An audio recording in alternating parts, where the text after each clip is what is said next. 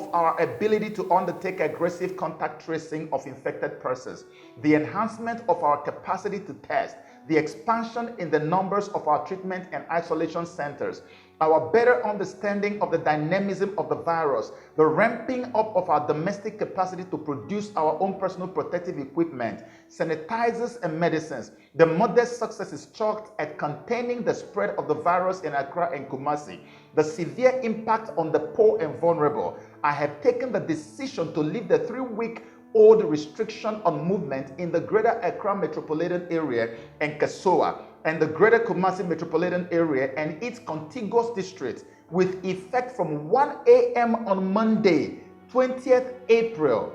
In effect, tomorrow will see the partial lockdown in Accra and Kumasi being lifted. That is the address of the Ghanaian president, Nana Akufo-Addo. What a heartwarming news. What a great news. What a testimony.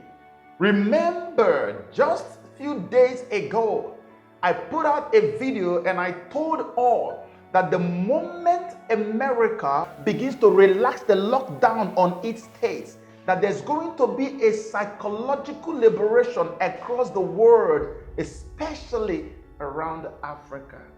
It has already started happening. Remember that about a week ago, Dr. Jerome Adams, American Surgeon General, had actually dumped the World Health Organization's predictive contagion model, and they decided to work with original data. It appears here from this address of the Ghanaian president that they have actually been using their own data generated by Ghanaian professionals. The president made it clear that they have also understood the way the virus is working. They are not depending on the World Health Organization. They have to rely on their own data generated. In other words, they are not working with the predictive one. They are working with the original data on ground.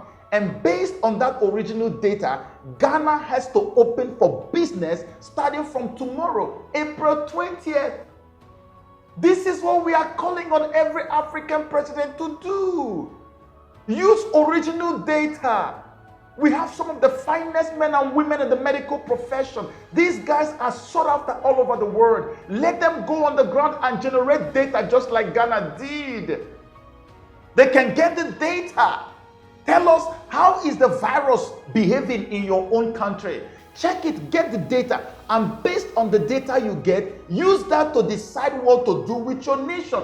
Do not lock your nation down because somebody predicted there will be 500,000 deaths in the next 2 months, or because somebody is predicting there's going to be 10 million deaths in the next 3 months. No, use the data that you can generate by yourself to decide whether to continue to lock down or to lift the lockdown, which is what Ghana has now shown leadership in doing by lifting it partially. And of course, as soon as they have lifted partially, it's going to continue to happen that way until it gets everywhere in the country. And I want to say a very big thank you to you, President Nana Akufo-Addo. You are a man of your words. You are a man of action. I know that you are a great president. And what you have done is you have now shown a strong leadership.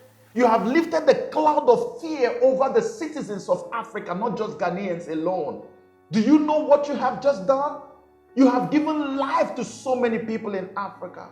And we will never forget you for this. And you have to be specially rewarded for what you have done today. We are now calling on all the other presidents across Africa to toe the path of the Ghanaian president. If data could be generated by Ghanaian doctors, why can't it be generated by Nigerian doctors, by Ethiopian doctors, by Kenyan doctors, by South African doctors, so that Africa is opened up for business again? This man is thinking about the suffering people of Ghana. Everybody should do this. And this is to say that we are about to be open for business. God has answered our prayers. Congratulations, Republic of Ghana. Congratulations, Nana Akufo-Addo. We are with you. God bless you real good.